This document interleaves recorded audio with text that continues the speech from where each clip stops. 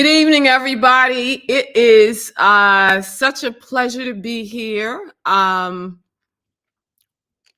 We're going to give people time to come in the room.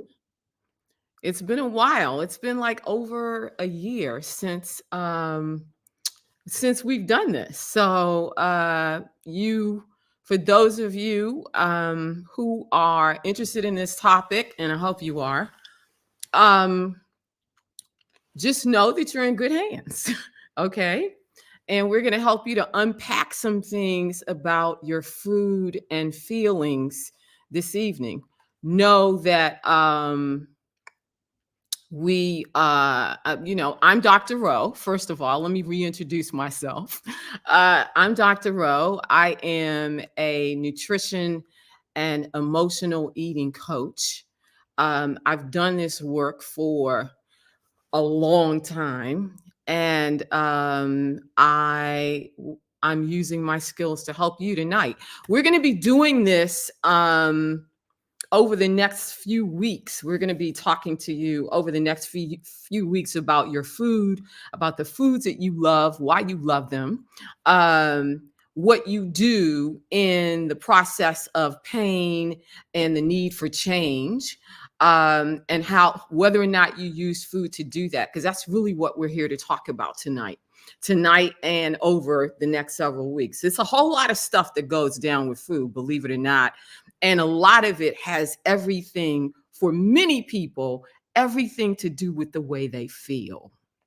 So I'm going to ask you to, first of all, this is the food and health series. This is the food and feeling series. And as I mentioned, we will be looking at and unpacking how your feelings affect the food choices that you make. I want to thank blackdoctor.org for having me and for partnering with me to do this series. So let's just get into it, right? All of the Black doctors on blackdoctor.org, welcome. For everyone in attendance, you could have been anywhere, but you chose to spend this time with us tonight. And so I am especially grateful to you. We are here to talk about how your food choices are impacted by the way you feel. And what does that mean? So, a lot of people call it, a lot of people call it emotional eating. Other people don't want to use that word, don't want to use that phrase. It's okay. It's just, this is just about the fact that that you could make a food choice on the basis of the way you feel. Now, you know what I'm talking about. You get sad, you have a bad breakup, something might have gone wrong at work. Something went wrong in a relationship and it went south. You didn't know how to process it. And so what do? You look for a pint of Ben & Jerry's, right? And you keep eating and you keep eating until the bottom, you're at the bottom of the pint of the box. And the next thing you know, you've eaten the whole thing. Why? Because you had an event. Could have been catastrophic, or it could have been something small, but whatever it was, it unnerved you. You felt a certain way, which is outside of what you would prefer to be feeling. It's not happiness. This is about your feeling sad. It's about your feeling depressed. It could be about your feeling angry. It could be about your feeling frustrated. There are a world of feelings that are affected and run by our food choices, right? That are connected to the food choices that we make. So what are those choices?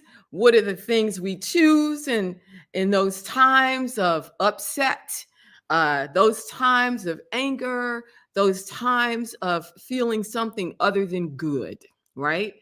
Let's talk about it. And I'm going to ask you some questions, But as I do, if I tell you, if your answer is yes, I want you to put a 1 in the chat. If your answer is no, I want you to put a 2 in the chat. I'll reiterate that again when we get there. But let's get right to what this phenomenon of how you choose certain foods to eat based on your feelings and why. Tonight, we're here to talk about the why. So, the why has everything to do with going way back in your past. I mean, going back to your childhood. That's where the why really begins for most people. For most of my clients, I coach women and families through the dastardly phenomenon of emotional eating. And for the most part, the it has everything to do with something that happened in your past. Now, let me start by saying this. Okay, there are, 57% of Black women are obese. I've been doing this work so long that I remember when 1 in 4, which would have been 25%, um, Black women were obese or overweight. Then we got to the point where 1 in 2 Black women were obese. And now we're over. It's like if you put 2 of us in a room, no matter who we are, if you put 2 of us in a room, 1 of us is going to be obese. Now it's that plus, okay? And believe it or not, a lot of the obesity has a lot to do with emotional eating. Because we have unchecked feelings, unresolved feelings, we have unresolved trauma, we have unresolved that all these unresolved issues that we carry with ourselves. And we're going to talk about that over the course of this month, because there are a lot of things that happen as a result of having unchecked and unresolved feelings and emotions. Okay, so given the fact that 57%, over half of all Black women is not just overweight, but is obese, right? Clinically obese. We're talking about 40 pounds and up. A lot of this is we don't feel good about ourselves. A lot of it has to do with our self-esteem. And some of the self-esteem comes from what you've been through. There's an expression that talks about how we don't look like what we've been through. Well, that's good. And it sounds good.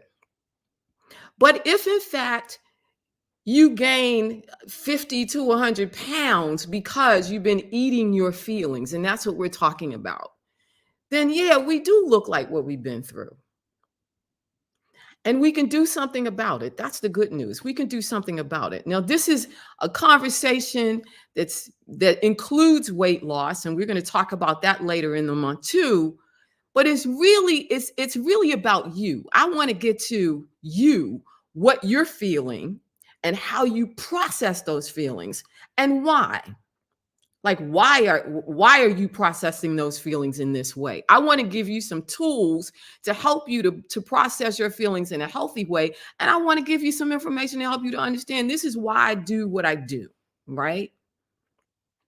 So if in fact you find yourself looking for something smooth, something creamy, something that makes you feel warm and tingly inside, maybe it's that you have feelings of depression. Maybe it's that you have, feelings of sadness. Maybe, because you want to feel warm and tingly inside, right?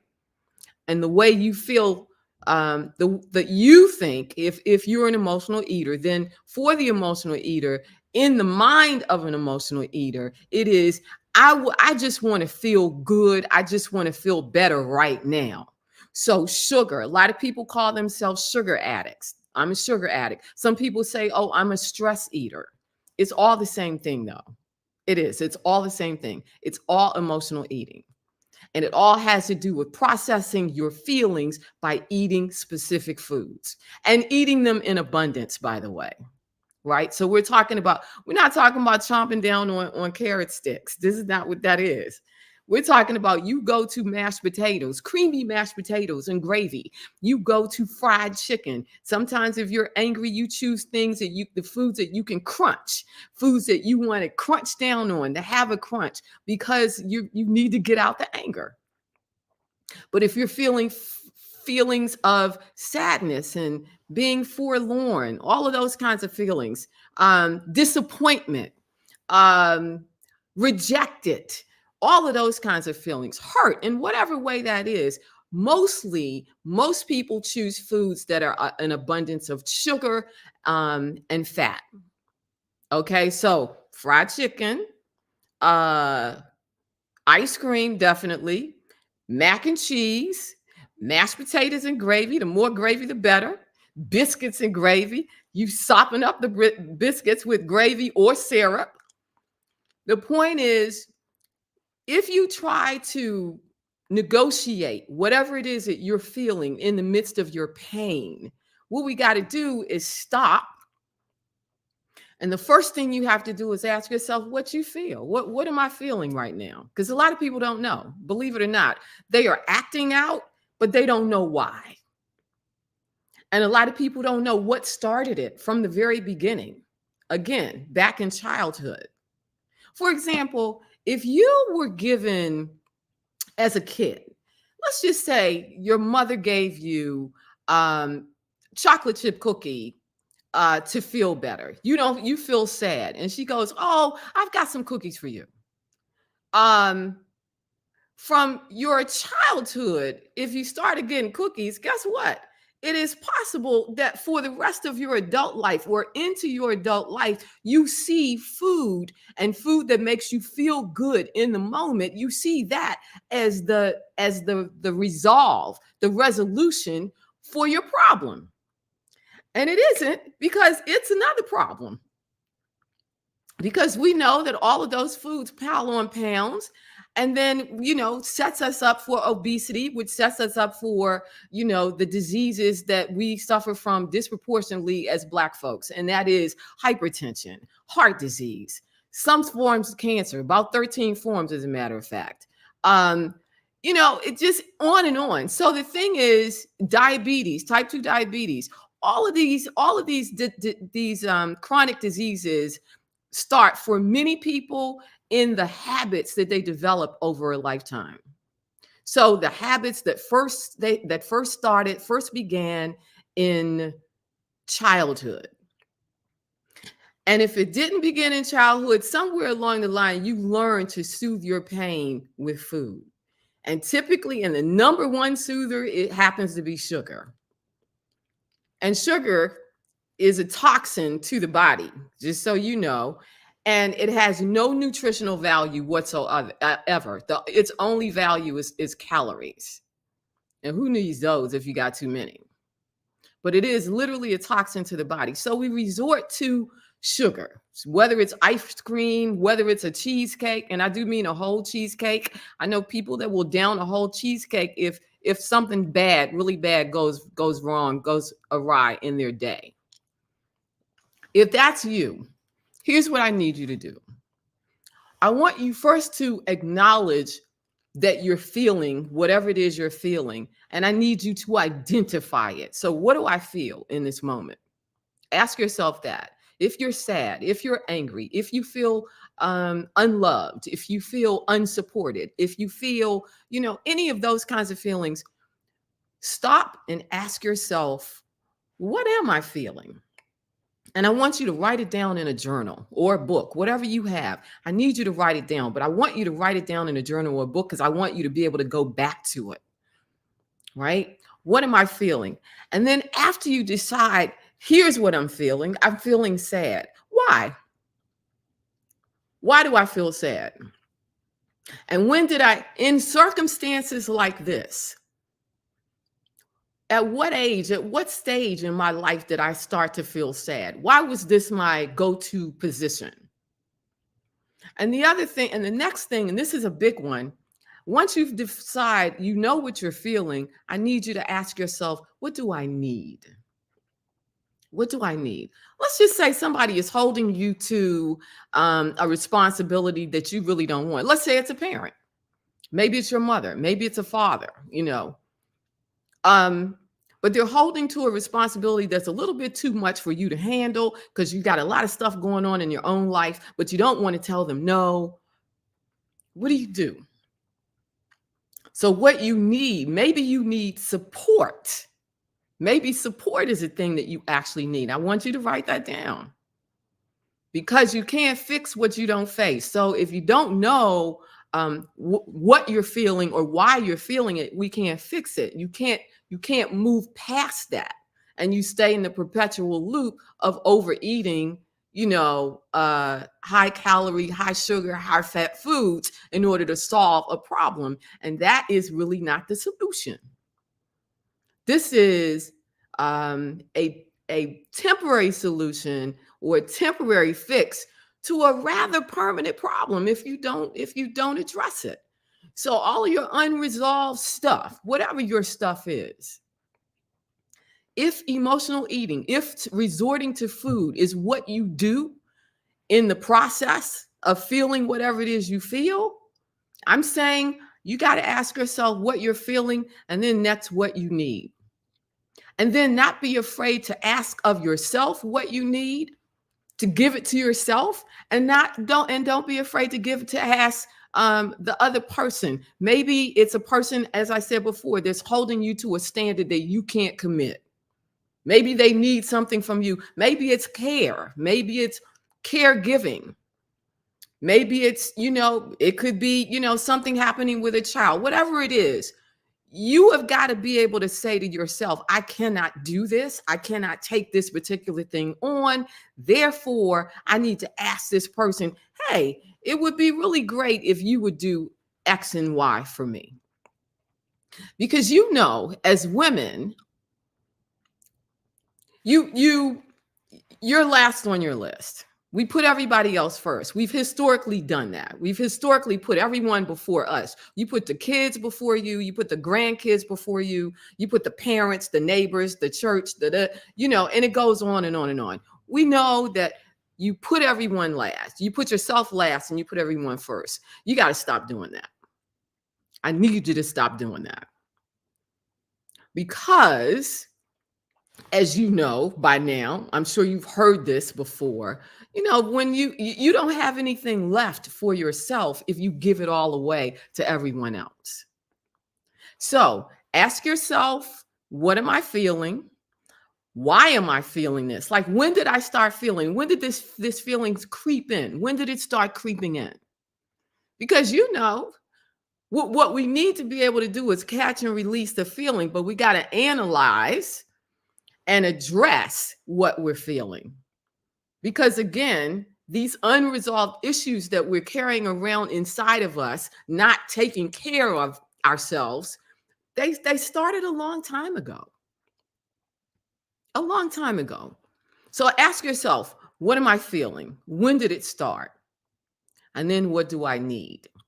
Now, if you're unable to come up with what you need, I say take a beat. Take a beat, allow yourself to feel whatever it is you feel. But you have to get to the point where the refrigerator or the freezer for the ice cream or the bakery or wherever you get the food that you decide to eat in that moment, the potato chips, the whatever, the corn curls, whatever it is that you feel, we've got to get to the point where that is not your first, your first resolution. That's not the first place for you to go. Because it still means that if you resort to food as a result of whatever the feelings are, you still haven't fixed the issue, the real issue. And the goal is to get to the real issue. The goal is not to eat in times of stress, not to eat in times of, feeling badly, not to eat in times of, pain, trauma. The goal is not to do that. The goal is to be able to develop a healthy relationship with food. Food was really made for sustenance. It was made to keep us healthy. It was made to You know, it was made to give you the power to do all the things that you do with your body every day. Walk, talk, blink your eyes, all of those things. That's what it was for. It doesn't know, by the way, and your body doesn't know breakfast food from dinner food, from lunch food. It just recognizes calories, protein, fat, vitamins, minerals, and water. That's how your body reads everything that you eat. But know this: if you choose to eat an abundance of foods that are made of empty calories, your body will respond in kind. That's how we get to be obese. That's where we get 57% of us obese. So, um, what can you eat for somebody wants to what can you eat for better blood flow? First of all, I want you to know that your your best choices overall are going to be, and you hear me, if you're familiar with me and my work, then you hear this all the time. It's going to be vegetables and fruit, because colorful vegetables and fruit. It's going to be lean protein. It's going to be healthy carbs, like, quinoa, like red quinoa, which is really rich in protein and a really good carb option. But it's not about eating an abundance of bread, and an abundance of cereals.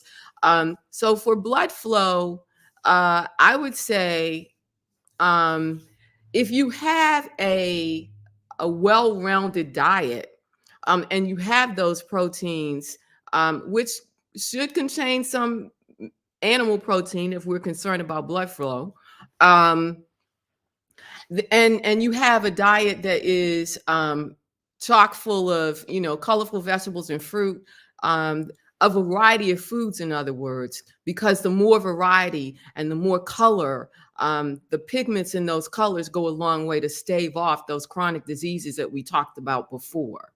So, so I hope I answered that question. But the question of what do I do? What do I eat, when I feel sad, or what do I do what do I eat when I feel angry? There are actually some workarounds for that, right? But again, and I'll give them to you, but again, I want to remind you that the goal is to develop a healthy relationship with food. So not the dysfunctional relationship with food that we have in the case of emotional eating. So let's just say you're angry. You want to crunch. Get some carrots. Get some baby carrots. Dip them in some hummus. You could have, sriracha carrot hummus, black bean hummus. It doesn't have to be just plain hummus. There are many varieties that taste really good and that are great for you. And hummus happens to be a good protein option.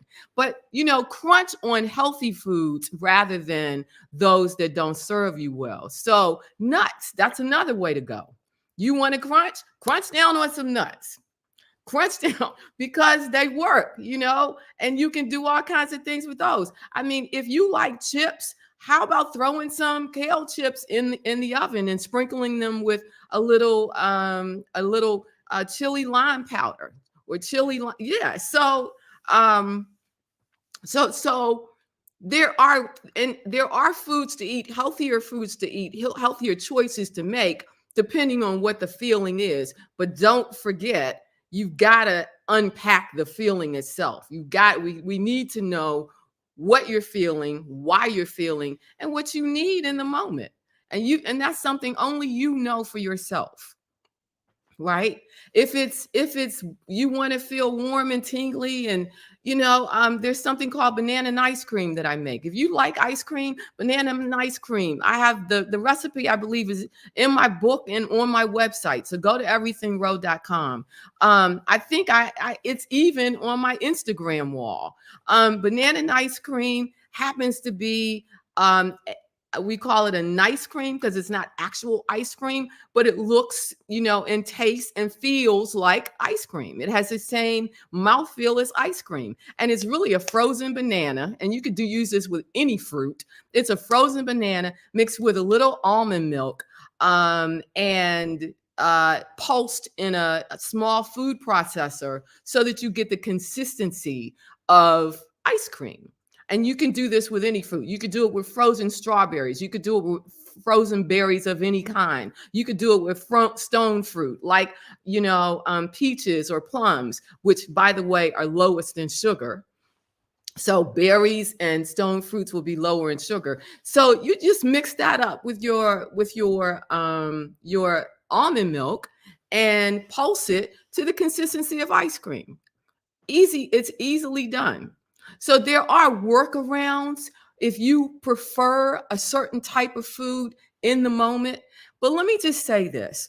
From the moment we are in utero, we are born into a world that does everything with food. So it's not a surprise to me that people emotionally eat or eat their feelings.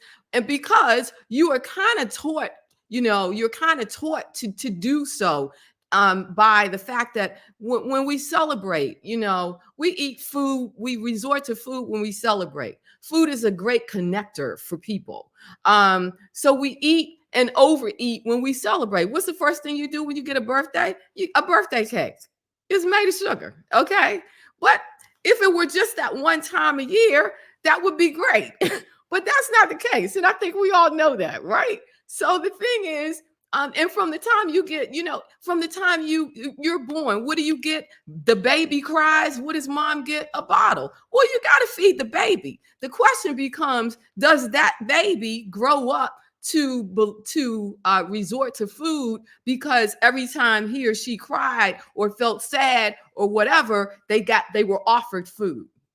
See what I mean? So it's really insidious, and it is it's sneaky. It's sneaky to the fact that you could find yourself an emotional eater because in your family, that was the way of your world.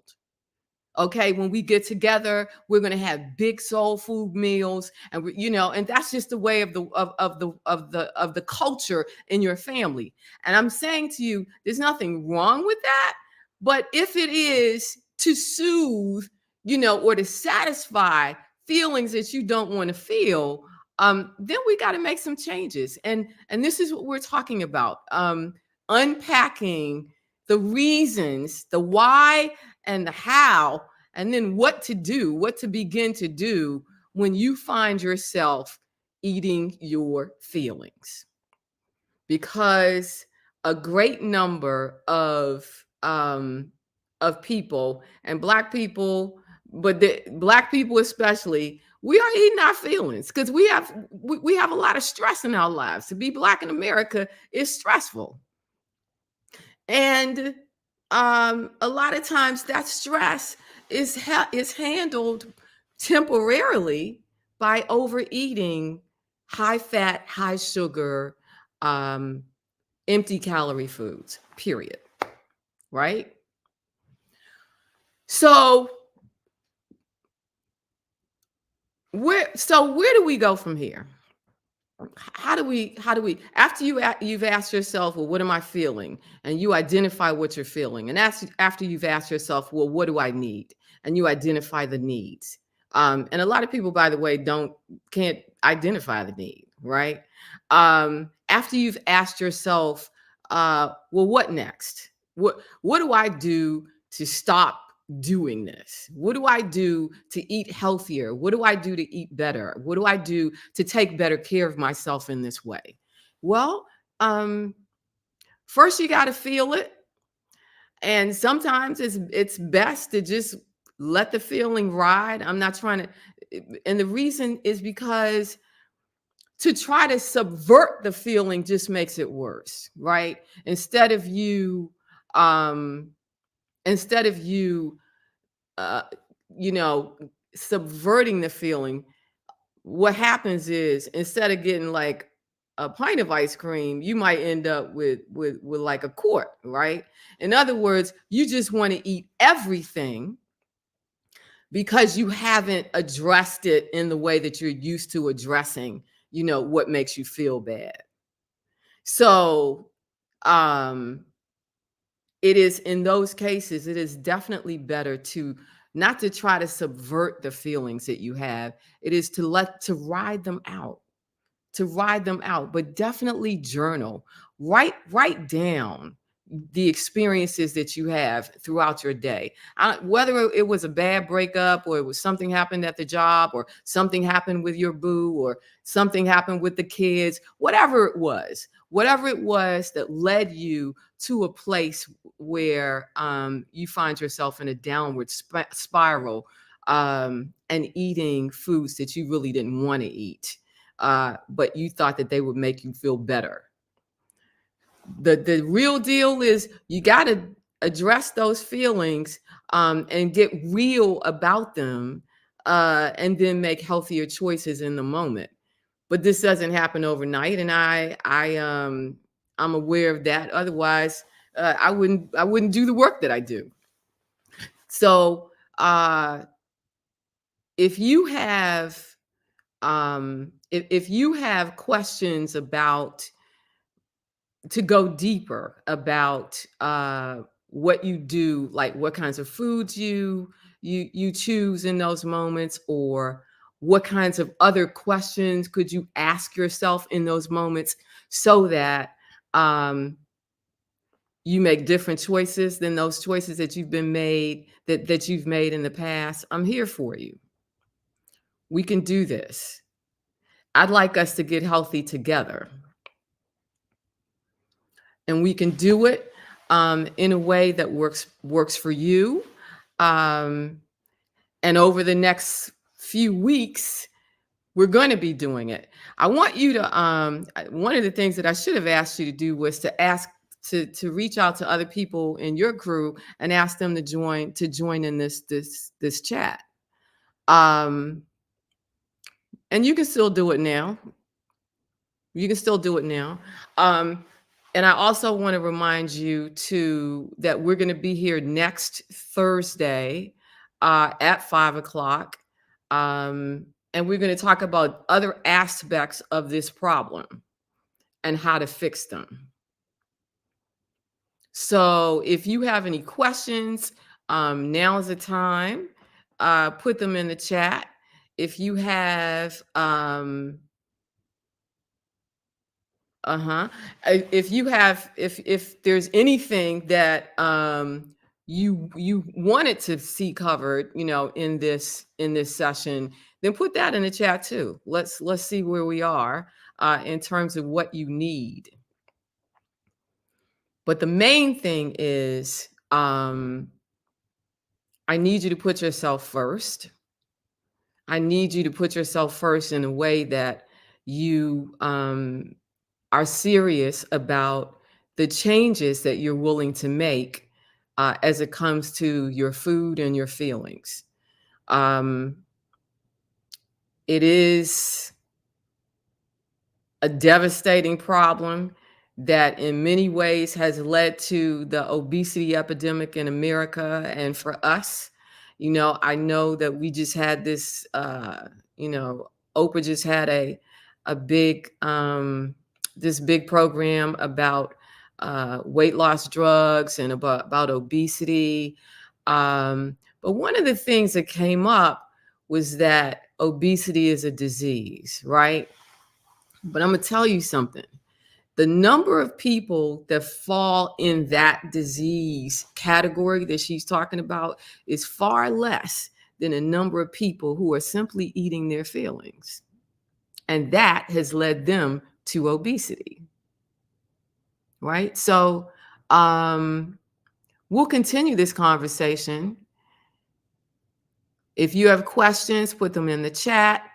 I will see them and answer them. And if there are other things that you want to talk about along this subject, we have some, I think, pretty interesting ways of getting into this conversation, as we move on throughout the month. One of the things that, we talk about as it relates to food and feelings is the way we show up. The way we show up sometimes, and we have things feelings that we're attached to that um, that are, that are also a part of this. And it looks like something else, and we might call it something else, but I'm going to shed light on um, how we show up in the world because we haven't addressed the trauma. So how you get your current drama from your past trauma, as before you started eating your feelings, or you started eating your feelings as a result of the trauma that you've been through, and you show up in the world with drama. But drama queens aren't just drama queens for no reason. Okay. Um, Everybody's got something that he or she has dealt with. And this happens to be one of those things. And we're going to talk, we'll get into that in the coming weeks. So tell your friends, all of your people to join us 5 o'clock on Thursday, every Thursday except Thursday the 18th. We're going to be here on Friday the 19th. But join us and come and get some information to help you to have to live a healthier, a better life, quite frankly. That's what we're talking about. So